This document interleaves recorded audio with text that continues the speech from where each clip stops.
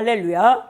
오늘 디모데후서 2장 14절에서부터 19절 말씀, 그리스도 예수의 좋은 일꾼이라는 제목으로 여러분들과 함께 은혜를 나누고자 원합니다.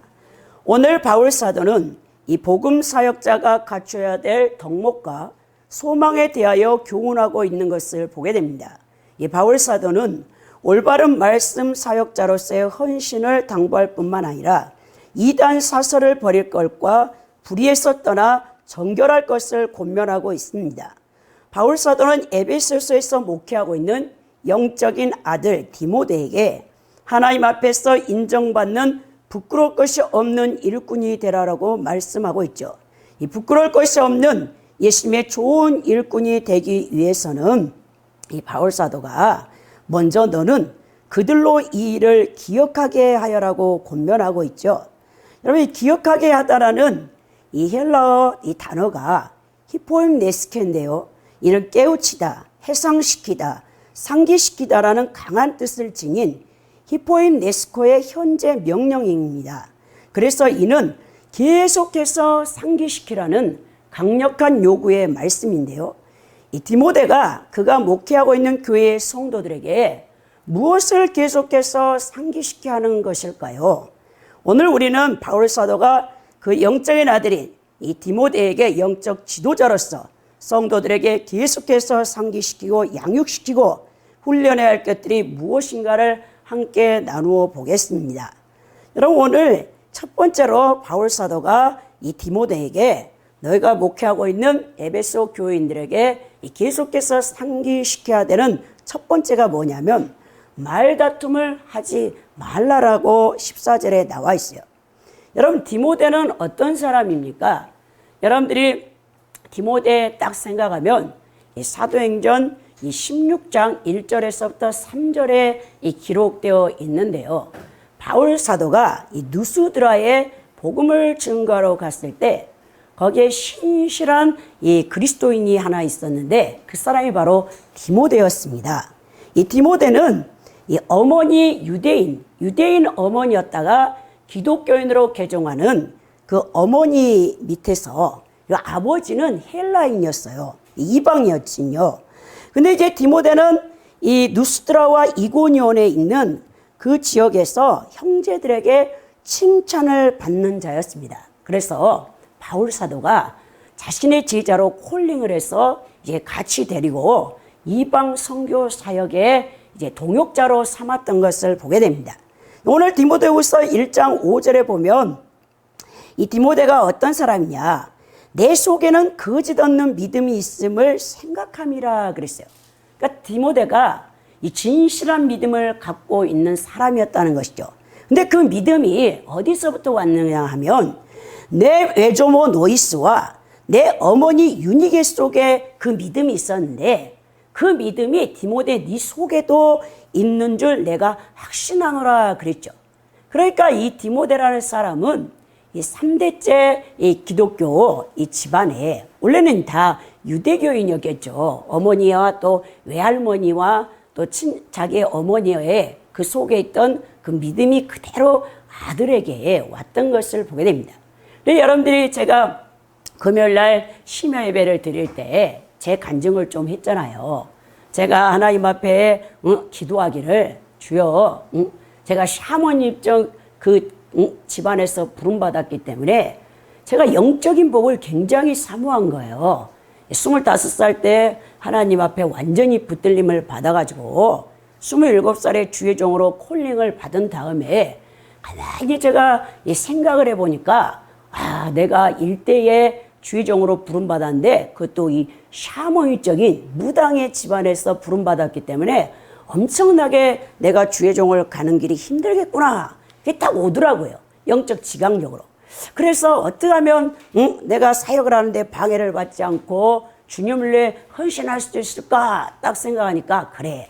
믿음의 배우자를 만나되 3, 4대째 기독교 집안에 그것도 이름만 명목상의 이 종교인의 집안이 아닌 진짜 우리 하나님 앞에 헌신해서 하나님 아버지께서 인정할 만한 그런 믿음의 배우자의 집안에 그 집안과 함께 내가 결합이 돼야 되겠다. 그러니까 엄청 이제 하나님께서 제게 성령을 통해서 깨닫게 해준 거죠.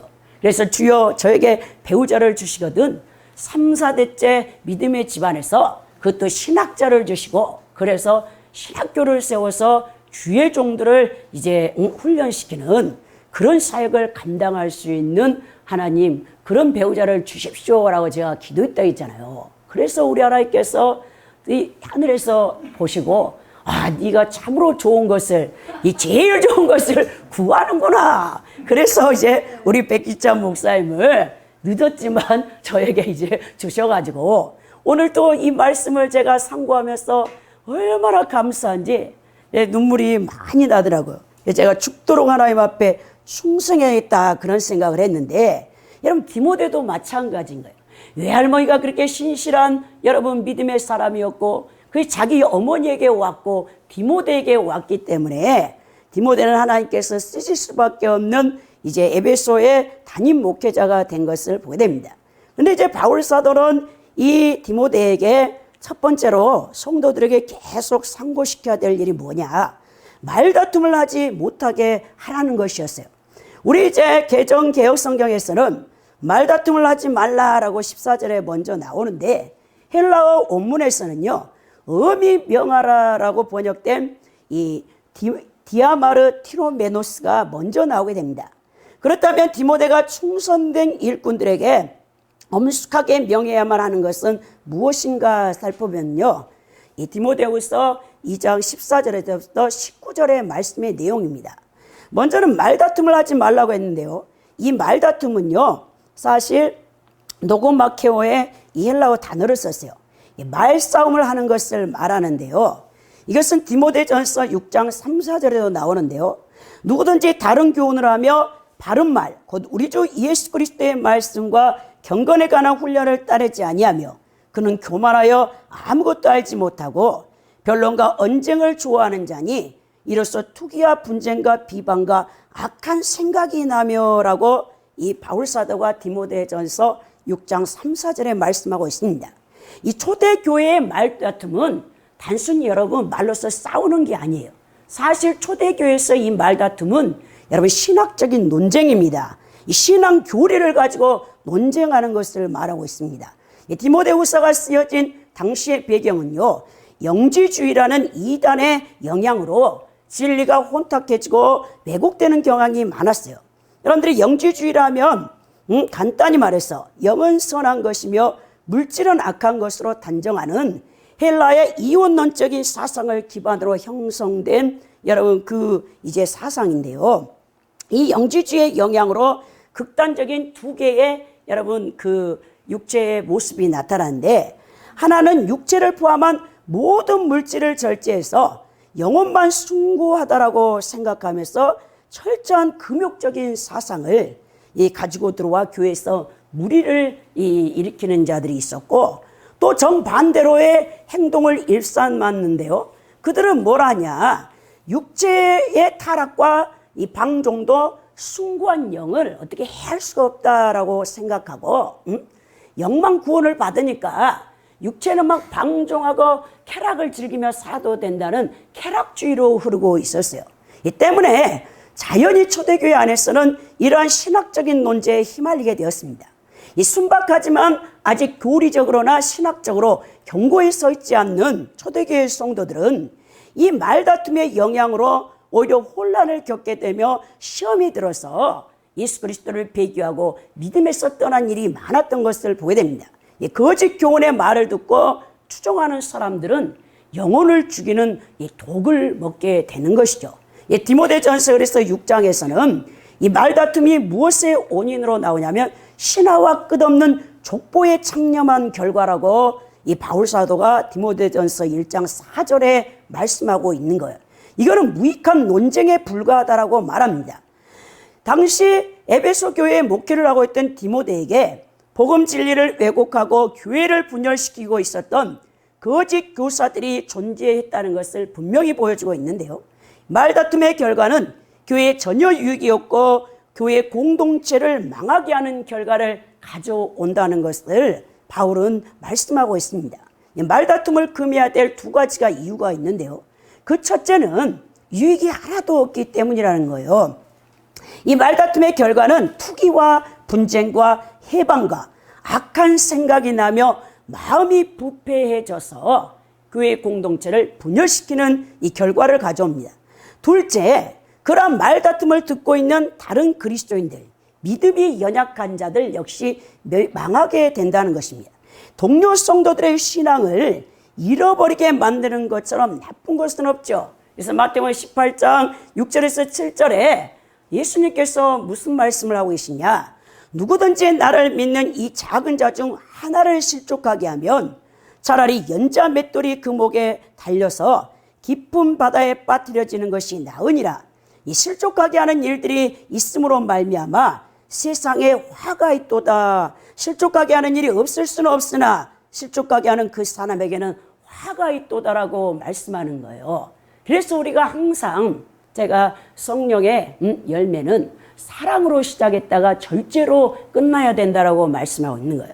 여러분, 내 믿음이 강하다고 해서 성도들이 아직 그 신앙에 여러분 그 분량이 되지 않는데 막 주의 종이 밀어붙이는 거예요. 그러면 얼마나 여러분들이 힘이 들겠습니까?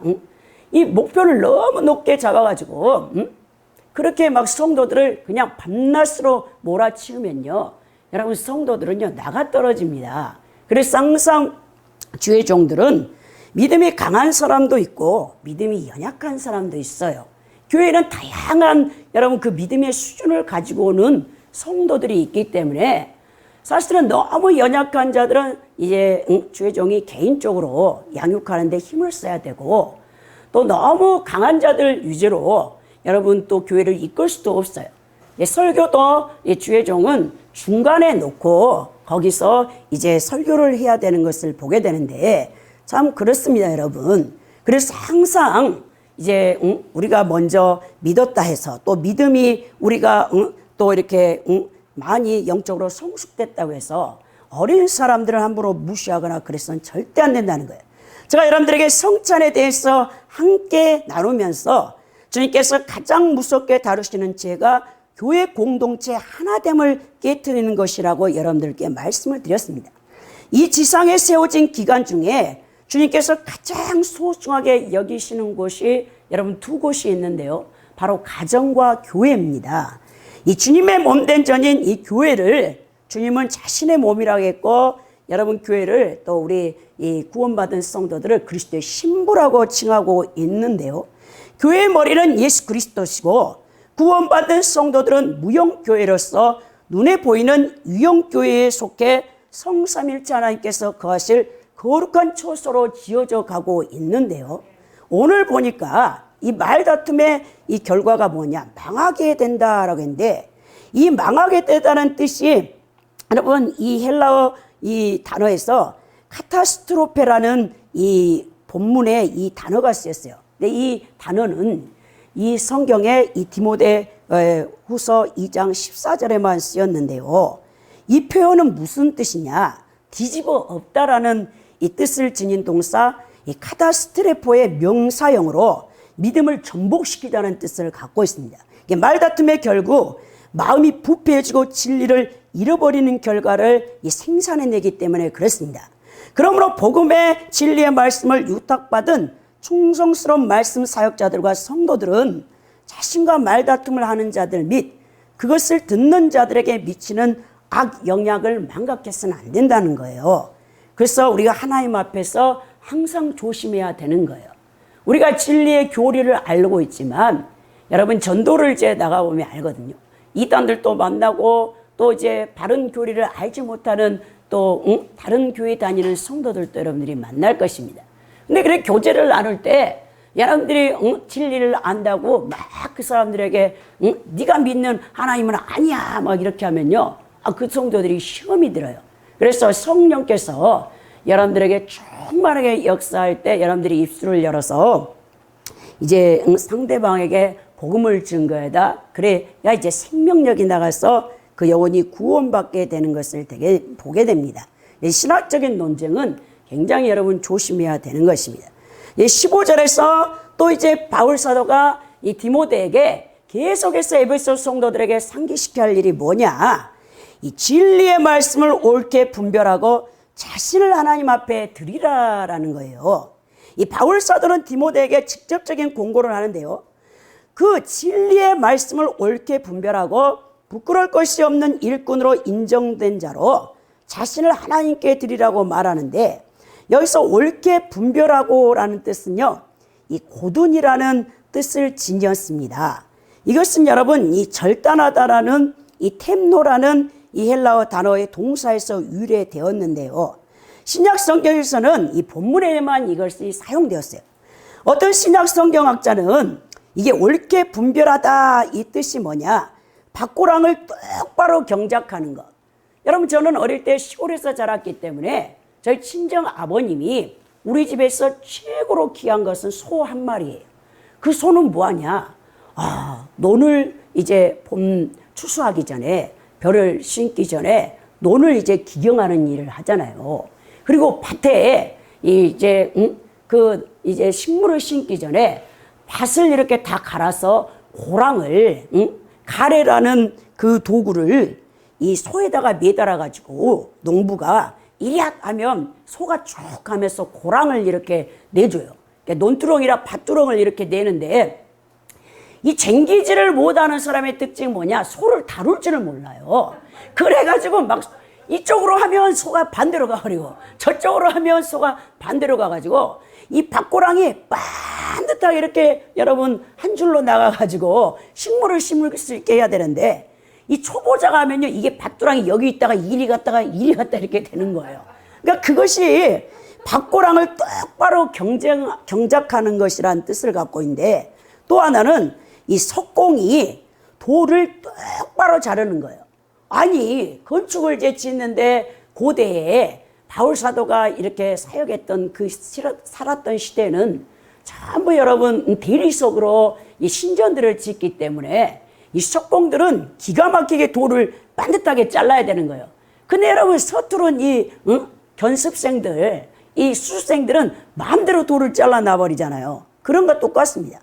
바울은 천막 치는 일을 했잖아요. 자비랑 선교를 했기 때문에 어떤 또 성경학자들은 이 거칠거칠한 낙타털로 만든 천을 똑바로 재단하는 거, 이걸 옳게 분별하다는 뜻을 갖고 있습니다.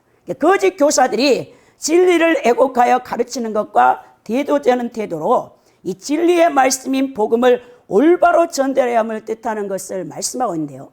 말씀에 대한 올바른 분별은 말씀으로 사람을 가르치고 변화시켜야 할 복음 사역자들이 갖춰야 될 기본적인 자질이며 소양입니다.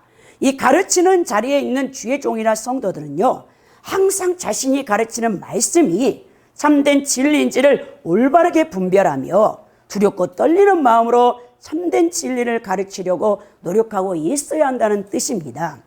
또 바울 사도는 디모데에게 부끄러울 것이 없는 일꾼으로 인정된 자라고 권면한대요. 여기서 인정된 자라는 이 헬라어 이 단어가 이 도키모스가 쓰였어요. 도키모스 딱 하면 여러분들이 하나님께서 시험하다라는 헬라어 단어가 두 개가 있는데요. 하나는 이 도키마조와 하나는 페이라스모스, 페이라스조가 있어요. 그게 뭐냐면 하나는 하나님께서 이 사람의 믿음이 얼마큼 됐는가 테스트하는 그것은 이 도키마조를 쓰는 거고요. 마귀 또 악한 타락한 영을 시켜서 여러분들의 타락한 옛사람을 유혹받게 하나님이 허락하는 것은 페이라스모스, 여러분 이것은 유혹을 받다라는 뜻으로 쓰이는데, 오늘 여기서 인정된 자, 여기는 도키모스가 쓰였어요. 그건 뭐냐, 금속을 여러분 재련한다는 뜻이에요. 순금은을 얻기 위해서는 여러분 어마어마한 그 풀물불에 용광로 속에 금을 집어넣어요. 그래서 다 찌꺼기들을 재련하고 99.9% 순금을 뽑아내는 것을 보잖아요. 그게 인정된 자라는 것입니다. 이 일정한 시험을 거친 후에 인정되고 받아들여진 자를 얘기하는데요. 이것은 훈련과 시험을 거쳐 하나님 앞에서 인정된 자가 되어야 한다는 것입니다. 이는 당시 에베소 교회를 혼란 속으로 빠뜨리고 있던 거짓 교사들이 사람들에게 인기를 끌고 인정을 받으려고 했으나, 바울 사도는 항상 디모데에게 믿음의 아들에게 뭐라고 경고하느냐, 너는 사람들에게 인정받으려고 하는 것이 아니라 최후의 심판대 앞에서 심판을 집행하시는 하나님께 인정받기를 힘써야 하는 참된 종이 되어야 한다라고 권면하고 있는 것입니다. 하나님께서는 사실 여러분 성령으로 연단받지 않는 사람은 쓰지 않습니다. 제가 여러분들에게도 자주 말씀드리네요. 여러분들이 신학 4년 과정, MDB 과정을 나왔다고 해서 하나님이 쓰실 수 있는 게 아니에요. 성령께서 친히 여러분들을 연단하는 기간이 있어요. 이 연단의 기간을 거쳐서 하나님께서 이제 너는 내 마음에 합한 종이라 도장을 딱 찍으면 그때부터 우리 하나님께서 여러분들을 들어 쓰는데요. 여러분 하나님의 시험, 마귀의 유혹을 통한 템테이션이든지 또 하나님이 직접 여러분들의 믿음을 이제 테스트하긴 테스트든지 아무튼 여러분들이 많은 이 시간들 가운데 하나님 앞에 다루어져서 좌로나 우로나 치우치지 않는 하나님의 사람을 우리 하나님이 사용하는 것을 보게 됩니다. 그래 바울 사도가 하나님을 기쁘시게 하려 사람을 기쁘시게 하려 내가 사람을 기쁘게 하려고 사역하거나 사람들에게 인정을 받고 칭찬받으려고 주님의 일을 한다면 이 바울 자신도 자신은 하나님의 종이 아니라고 고백하는 것을 볼 수 있죠. 오늘날 사역자들이나 또 성도들이 삼위일체 하나님의 인정을 받으려고 하는 것이 아니라 자신의 업적과 공로를 통해 자신이 영광을 받고 자신의 이름을 내고 자신이 다른 사람에게 칭찬과 존경과 명예를 얻기 위해서 하나님의 사역을 이용하는 것을 보는 것입니다. 선한 일도 사실 될 수 있으니 우리가 간증하지 않는 게 좋고요. 이 땅에서 영광 받으면 천국에 가서 상급과 멸류관을 받지 못합니다. 사람이 알아주기를 바라며 사역하라고 하지 마시기 바랍니다. 오직 주님께서 여러분들의 이름을 기억하시고 성도 여러분들이 행한 선한 일을 기억하면 여러분들은 족한 줄 알아야 된다는 것이죠. 그래서 하나님이 지금 들어쓰시는 여러분들이 유튜브에 보면 다니엘 김 선교사님이 나와요. 이분은 40대 중반에 정말 하나님께서 기쓰임 받는 이 주의 종인데 또 중국 선교사로 또 이스라엘에 또 선교 또 이렇게 많은 사역을 하는데 이분을 간증을 들어보면 오직 자신을 하나님께서 부르시는 그 은혜 가운데서 아무런 그분은 계획이 없다는 거예요. 그 큰 교회 목사님들이 목회 1년 동안 쫙 목회 계획을 세워갖고 막 다 그냥 성도들 막 이잡듯 해가지고 외적으로 교회를 성장시켜가지고 사실 이렇게 코로나 바이러스 전염병 벌써 정부 또 강화 방침이 내려오니까 벌써 다 또 큰 교회들 인터넷상으로 또 예배드리라고 다 이제 지침이 내려갖고 교회에 모이지 않잖아요. 이렇게 믿음이 연약한 모습 가운데 있는 것을 보게 되는데 이 다니엘 김 선교사님이 철인이라는 책을 여러분 이렇게 집필하셨어요. 제가 몇 년 전에 이 철인이라는 책을 읽었는데 이 다니엘 김 선교사님의 아버지는 일본 최고로 내나라 야쿠자였어요. 야쿠자에서 대빵입니다. 어머니는 참으로 한국 분인데 신실한 기독교인이에요. 한 몇 대 3대째 집안의 기독교인이야.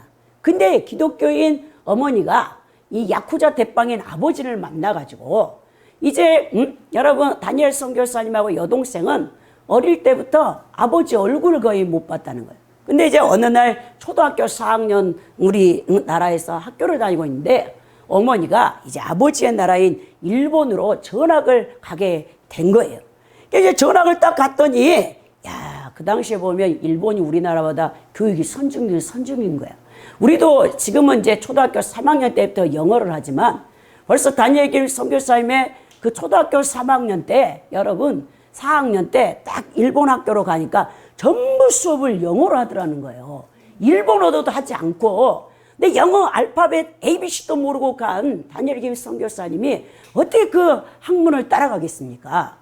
그래서 선생님이 영어로 말하는데 하나도 못 알아듣고 얘들에게는 왕따고 조선인이라고 놀림받고 그래가지고는 학교 가기가 너무 싫어가지고 어머니한테 와서 엄마를 막 졸라대면서 엄마 다시 한국으로 가자.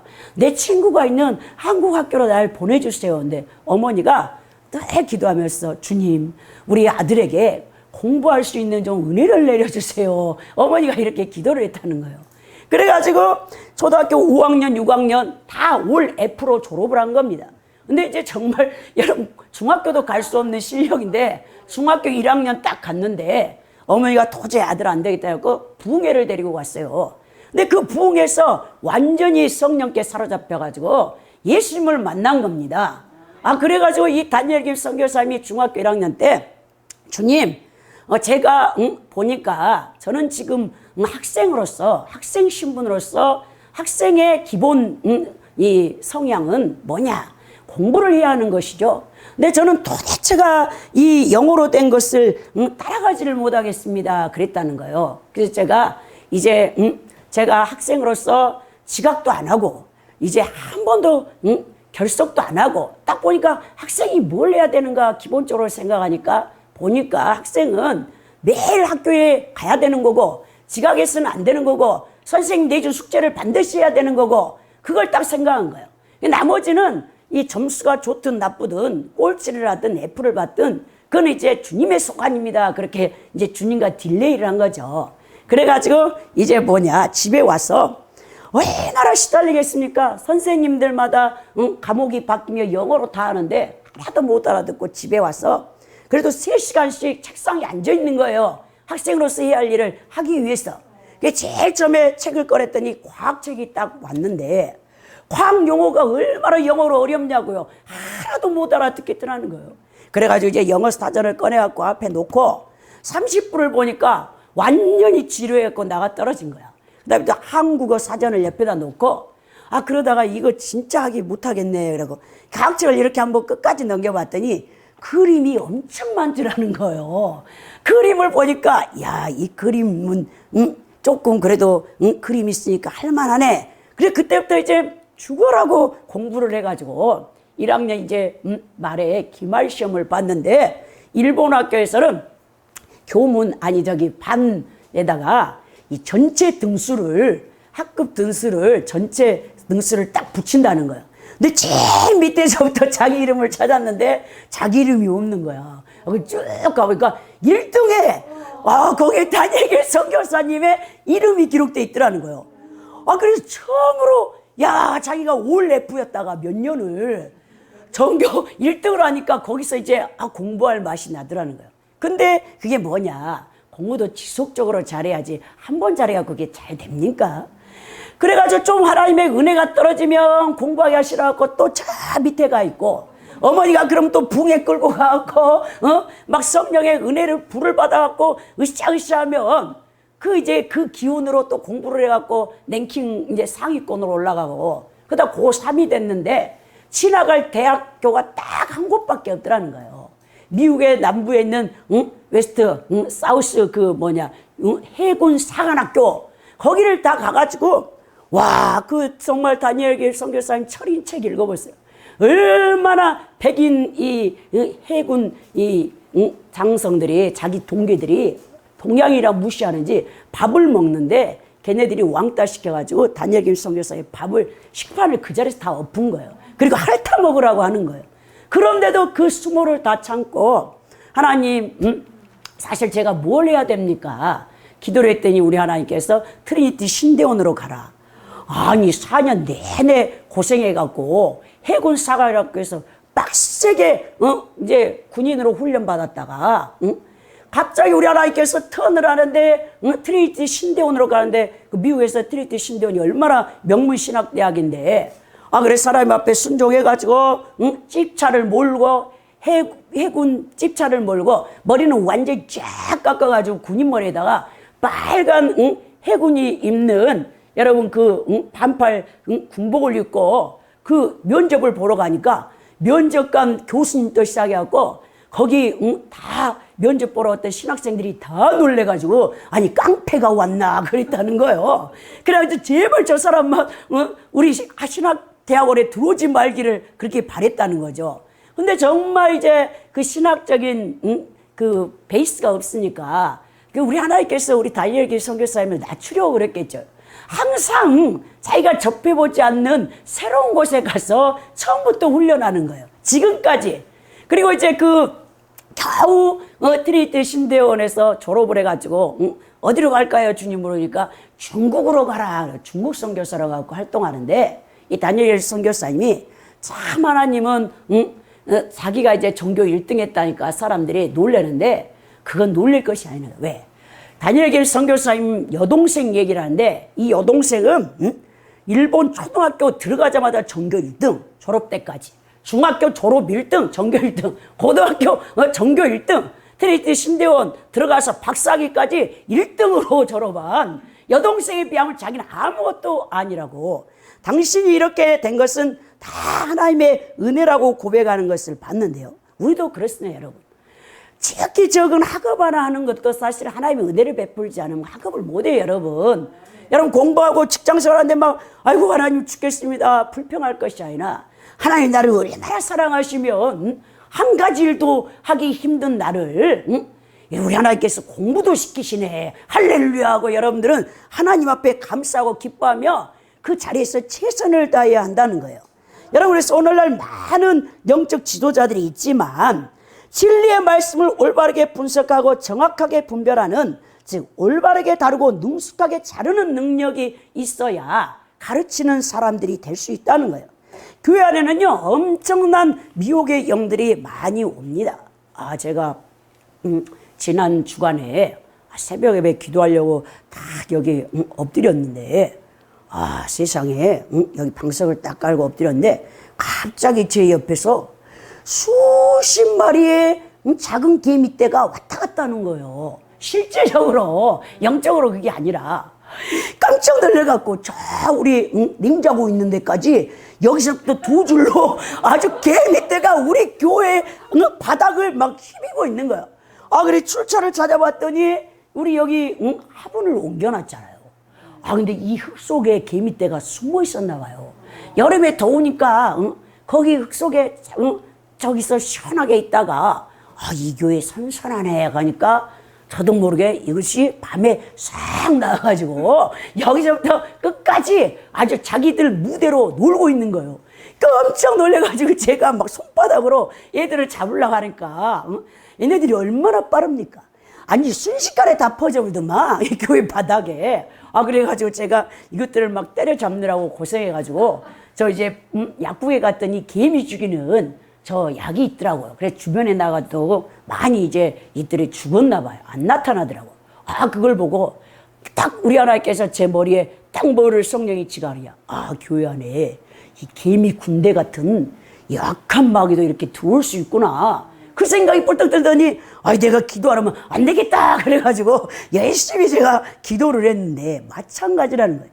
여러분 얼마나 이 악한 사탄이 성도들을 미혹해서 한 영혼이라도 지옥으로 끌고 가려고 하기 때문에 여러분 이렇게 디모데 같이 여러분 영적 지도자들은요 깨어있지 않으면 안 되는 것입니다. 또 그러면서 오늘 디모데에게 바울 사도가 16절에서 18절에 계속해서 에베소 성도들에게 상고시켜야 할 일이 뭐냐? 망령되고 헛된 말을 버리라고 얘기하는 거예요. 이 망령되고 헛된 말을 버리라 명령했는데요. 망령되고 헛된 말이 뭐냐면요, 이게 문자적으로 직역하면 속된 헛된 소리예요. 이것은 틀림없이 에베소 교회에 침투하여 교회를 혼란 속으로 빠져 만들게 했던 거짓 교사들의 이단 여러분 이 사설인데요. 오늘 보니까 이 이단들이 누구냐? 여러분 보니까 거기에 딱 나와 있죠. 이 두 사람의 이름이 나와 있는데 그 사람들이 누구냐면 여러분 여기 나와 있죠. 후메네와 빌레도가 있는 거예요. 이 사람들이 뭐하냐? 그리스도의 부활? 부활은 다 지나갔어. 이러면서 이 영주주의 사상을 가지고 너 육체들을 마음대로 살아도 돼. 이렇게 미혹하고 있는 것입니다. 죄 짓는데 그냥 써. 이렇게 하면서요.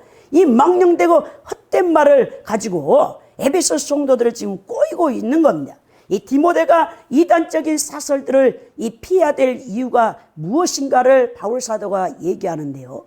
저희는 경건치 아니함에 점점 나아간다라고 하는 거예요.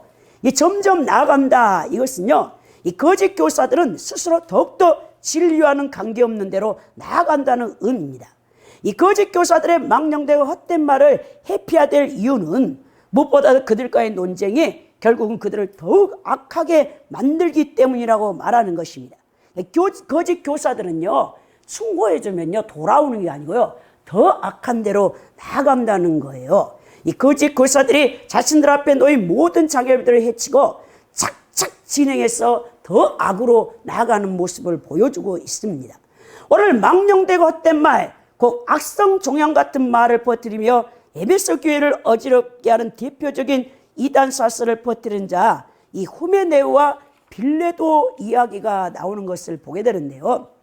여러분, 악성 종양 얼마나 무섭습니까?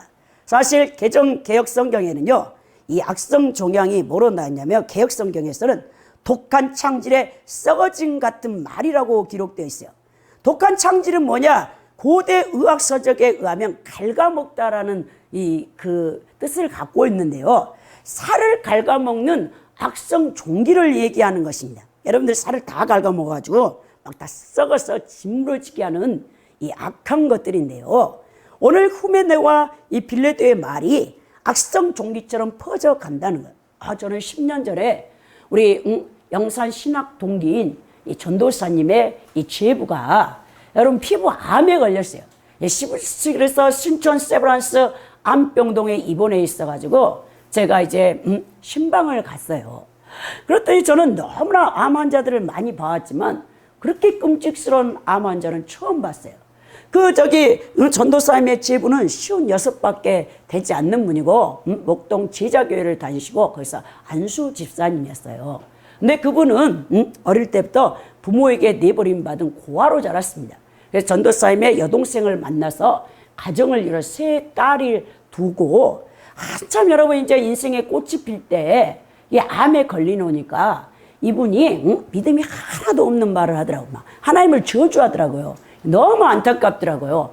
왜? 내가 어릴 때 부모에게 버림받아서 고아로 자라온 것도 서럽고 이제 우리 세 딸들과 아내와 행복한 가정을 이루고 내가 이제 행복하게 살려고 하니까 왜 하나님이 나에게 이런 피부암을 주셔서 내 생명을 이제 여기서 취해가려고 하느냐, 이렇게 막 원망불평하는데 너무 보기가 안타깝더라고요.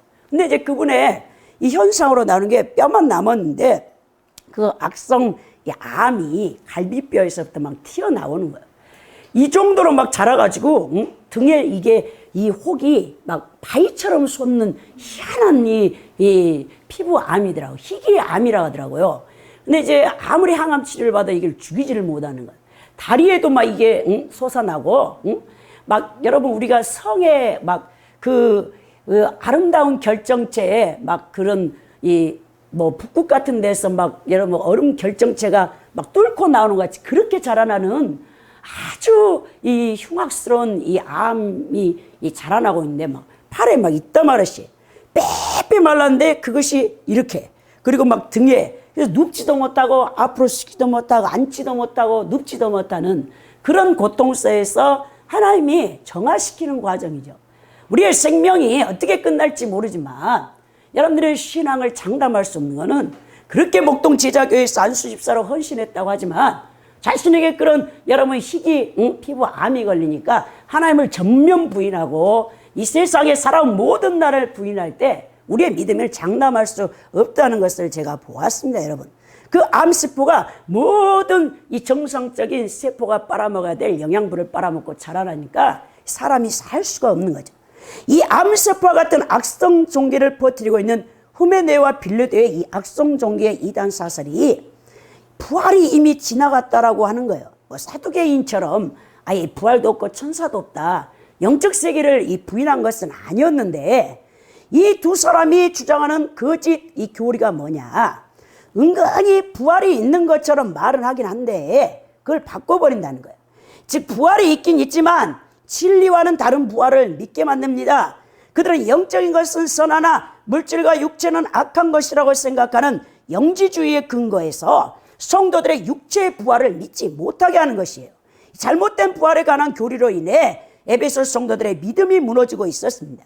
기독교는 부활의 종교 아닙니까? 여러분, 기독교 딱 하면 십자가와 부활, 이거 빼면 여러분 기독교는 아닌 거예요. 이 땅에서 어떤 고통과 박해 환난을 견딜 수 있게 하는 근원적인 힘이 뭐냐, 우리 그리스도인들에게 절대적인 소망의 근거가 뭐냐면 부활의 소망을 가져야 된다는 거예요. 그래야 우리가 여러분 어떤 박해와 여러분 환난이 다가온다 할지라도 내 육체의 생명이 여기서 끝난다 할지라도 여기서 끝이 아니다. 주님께서 내게 주고자 원하시는 이 천국 영원한 기업과 더 나아가 주님 재림 때에 부활의 몸을 있게 하셔서 영원토록 우리 성삼일체 하나님과 함께 사는 이 복을 우리 하나님께서 주시고자 원해서 나를 구원하시고 내 죄사함을 이제 사해 주시고 영생을 주셨구나. 그 뚜렷한 여러분들이 믿음이 있지 않고서는 이 광야 같은 세상, 마귀가 지배하고 있는 세상에서 여러분들이 예수님을 끝까지 믿고 그분의 제자로 따른다는 게 쉽지 않다는 것입니다. 여러분, 부활의 첫 열매 되신 예수 그리스도께서 다시 재림할 때 모든 잠들어 있는 성도들이 첫째 부활에 동참한다는 거예요. 성도들에게서 예수님의 재림은 최고의 복스러운 소망의 날입니다. 부활체의 몸을 입고 이 삼위일체 하나님과의 온전한 생명연합이 가능한 몸을 우리가 갖기 때문에 그렇습니다. 그래서 초대 성도들이 어떤 핍박이나 박해를 견딜 수 있었던 소망과 힘의 근원이 무엇이냐? 부활의 신앙을 갖고 있었기 때문에 그렇습니다. 그래서 여러분, 바울 사도가 이 부활은 너무나 중요하다 그랬죠.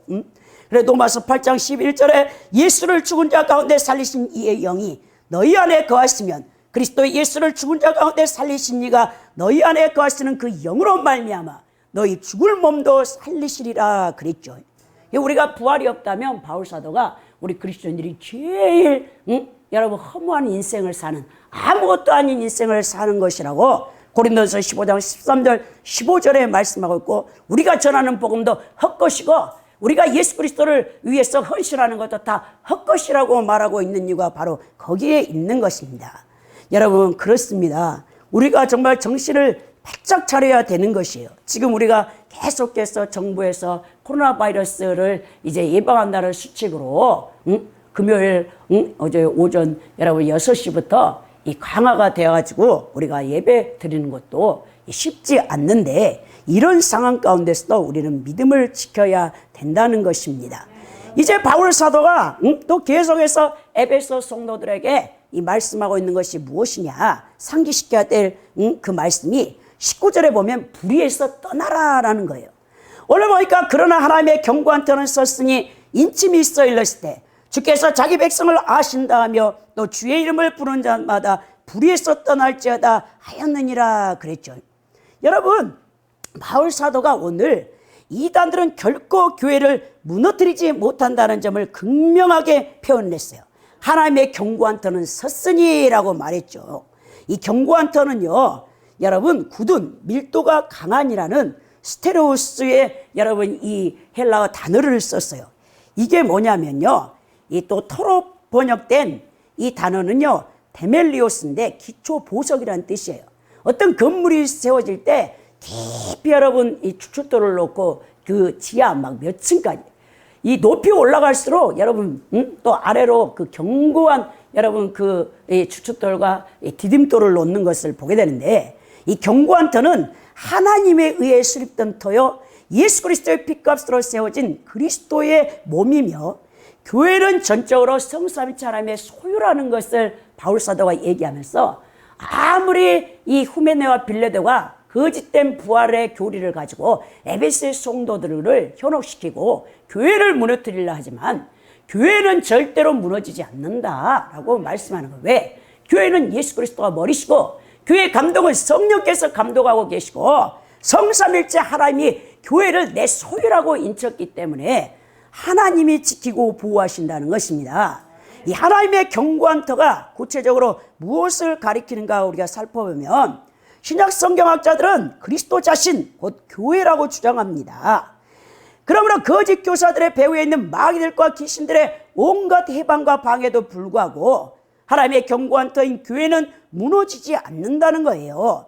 그래서 우리가 교회 2000년 교회사를 쭉 여러분 살펴보면 초대 교회사를 통해서 또 중세 교회사를 통해서 1517년 마틴 루터에 의해서 로마 카톨릭 교회의 잘못된 교리를 대항해서 이제 프로테스탄트 여러분 이제 종교 개혁사를 살펴보고, 더 나아가서 여러분 이제 18, 19세기에 영적 대각성의 이제 부흥의 운동이 있었고, 또 20세기에 초에 들어와서 오순절 교회가 탄생하면서, 더 나아가서 여러분 이제 21세기의 현대 교회 이르기까지 여러분 교회가 정말 많은 문제를 일으키고 또 주님을 배교한 것 같고 우리가 중세 1000년 동안 로마 가톨릭 교회가 막 다 타락한 것 같아도 하나님께서 그 교회들을 다 지키고 있었다는 것을 우리가 보게 되는 것입니다.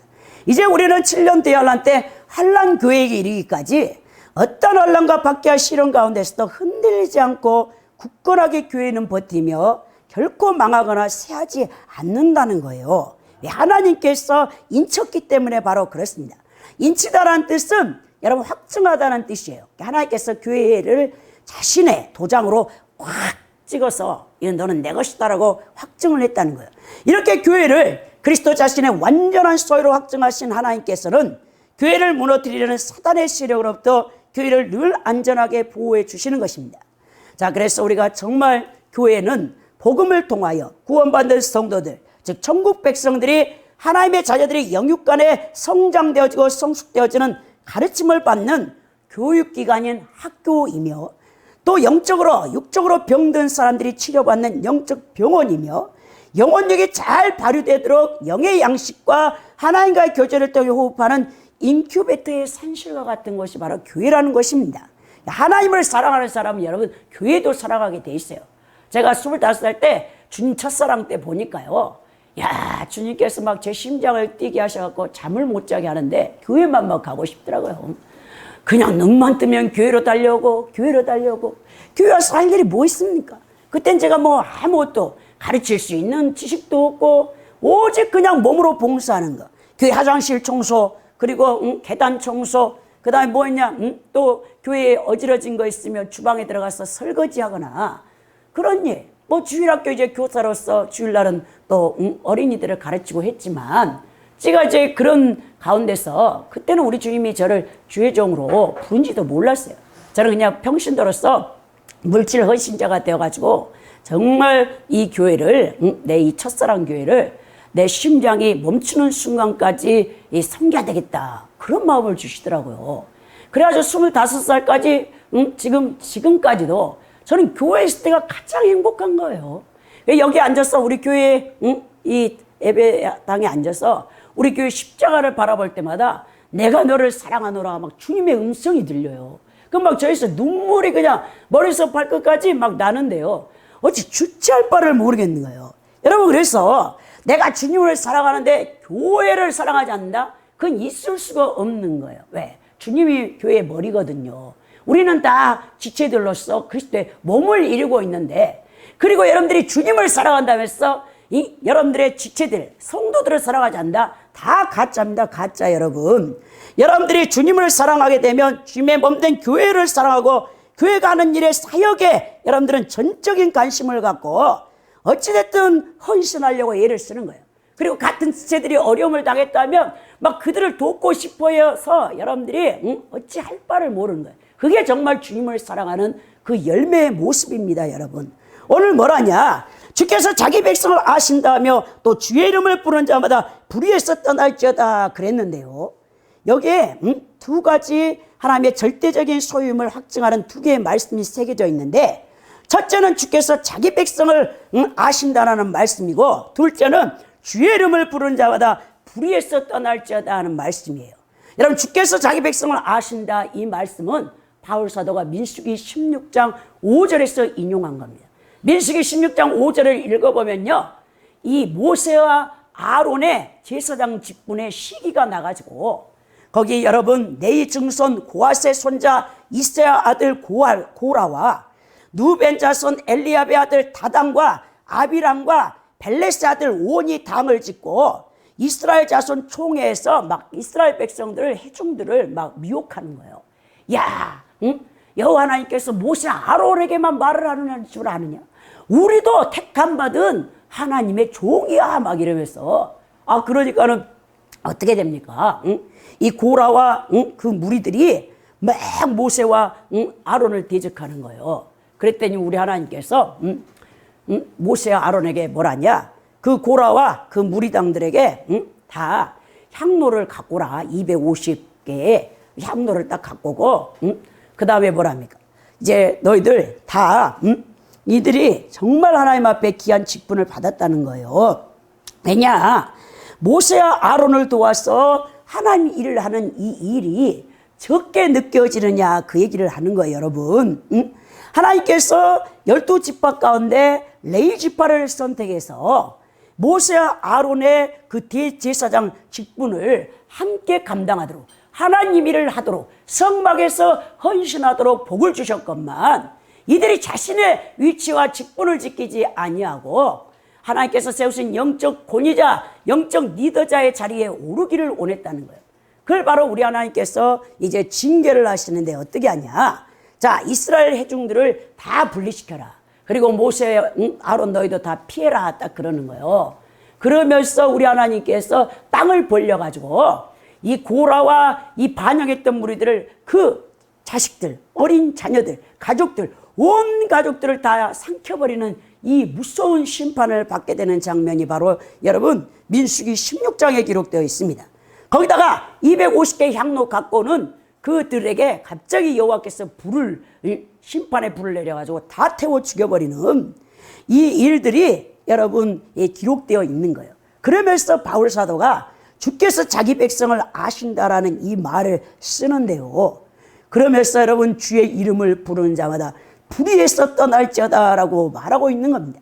이 말씀은 민수기 16장 26절 이 악인들의 장막에서 떠나고 그들의 물건을 아무것도 만지지 말라.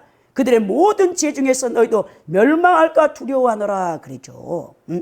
주의 이름을 부르는 것은 초대교회의 갈래에 따라 신앙 고백하는 것을 나타내는데 이것은 후베네와 빌레도가 하나님의 경고한테인 교회를 뒤엎으려고 시도하면서 여전히 자신들도 그리스도의 일꾼이고 그리스도의 종이라고 주장했던 것을 보게 되는 거예요. 그것을 빗대어서 오늘 민수기 고라당과 또 아비람과 이 모세와 아론을 대적했던 자들의 결말이 어떻게 되었느냐라고 오늘 바울 사도가 여기서 우리에게 경고하고 있는 것을 보게 되는 것입니다. 결론적으로 여러분 예수 그리스도의 좋은 일꾼이 돼야 된다는 거예요. 많은 사람이 하나님의 일을 하고도 저주를 받는 것을 저는 보았습니다. 여러분 처음에는 하나님 앞에 신실하게 헌신했다가 나중에는 아유 목사님도 또 성도도 나를 안 알아주네. 섭섭이가 싹 들어가. 그러면 어떻게 되냐? 이 섭섭이가 제일 무서운 악령이에요. 거기서부터 그리고 이제 섭섭이가 들어가면 그때부터 자기 혼자 그렇게 시험 들면 괜찮은데 꼭 친한 다른 성도들에게 또 다른 사람들에게 말을 해. 아유 우리 목사님 좀 그러지 않아? 사랑이 없구만. 막 이러면서 그 많은 사람들이 그래요. 하나님의 일을 하는 것은 굉장히 두려운 것이다 여러분. 사역 일을 잘못 감당하다가 저주받고 심판받는 성도들이 굉장히 많아요. 이 하나님의 사역 일은요 내가 하고 싶다고 할 수 있는 것도 아니고요 하고 싶지 않다고 해서 하지 않는 것도 아니에요 여러분. 때론 자기가 제일 하기 싫어하는 일이 하나님이 그 부르심이에요. 그것을 하나님이 하기를 원해요. 참 이상하죠. 제가 그랬잖아요. 하나님, 저는 예수님 하나님 앞에 훈련되어지기 전에는 한 고상했다고 했잖아요. 얼마나 한 고상하고 그 채를 잘했어요 제가. 근데 우리 하나님께서 완전히 저를 깨트려갖고 그걸 없앴는데 우리 하나님께서 저에게 이 축사 귀신을 쫓는 은사를 줬잖아요. 집안이 워낙 그쪽이니까. 그리고 병든 자들에게 이제 기도할 수 있도록. 처음에는요 막 저하고는 너무 안 맞는 것 같아. 나사렛 예수 점명한 이 귀신아 나라 막 이렇게 하는 게 이 고상한 내가 어떻게 이런 걸 할 수 있단 말이냐 이런 거예요. 막 소름이 돋는 거예요. 이게 막 도망치고 싶은 거예요. 근데 우리 성령님께서 계속 우리 어머니를 10년 동안 붙여가지고 너는 이 일을 하지 않으면 안 된다 해가지고 나중에 보니까 저는요 영적 전쟁할 때 가장 막 기쁨과 희열이 느껴요. 처음에 제가 가장 싫어했던 게 제 주 은사가 된 거죠. 근데 또 여러분 그 반대도 있습니다. 또 그 일을 할 때 가장 기쁘고 행복한 일이 주님께서 여러분들에게 그 부르심의 자리예요. 그러니까 여러분들이 잘 균형 있게 해야 되는데 바울 사도가 디모데전서 1장 12절에 나를 능하게 하신 예수 그리스도 우리 주께 감사함은 나를 충성되이 여겨 내게 직분을 맡게 하셨느니라 그랬죠. 여러분들이 하나님이 하는 거 아닙니다. 여러분들은 단지 주님, 제가 주님 앞에 헌신되고자 원합니다. 착하고 충성된 일꾼이 되고자 원합니다. 그리스도의 좋은 일꾼으로 주님 앞에 영광 돌리기를 원합니다 라고 마음의 결단을 하면 우리 주님이 기뻐하시고 여러분들이 감당할 수 있는 지혜를 주시고 능력을 주시고 힘을 주시고 거기에 필요한 물질을 공급하시고 다 공급하게 되는 겁니다. 여러분 사실 주의 일은요 내가 뭔가 있어서 하는 게 아니라는 것입니다. 여러분 그래서 여러분들이 정말 하나님의 일을 하되 근데 또 악하고 게으른 종도 있어요. 여러분 하나님께서 어떤 일을 맡겨줬는데 그건 자기 일이 아닌 것 같고 항상 남의 것을 넘봐. 그 악하고 게으른 종이에요. 그 악하고 게으른 종 뭐냐? 결국 여러분 마태복음 25장에 보면 달란트 비유에서 자기가 준 달란트는 땅에 묻어놓고 남의 것만 여러분 탐내다 어떻게 됩니까? 밖에 쫓겨나가 어두운 데서 일을 갈게 된다. 지옥으로 내 던져진다니까 여러분. 자기 달란트가 뭔지를 알고 죽도록 거기에 충성을 해야 하나님께서 복을 주시는 것을 보게 됩니다.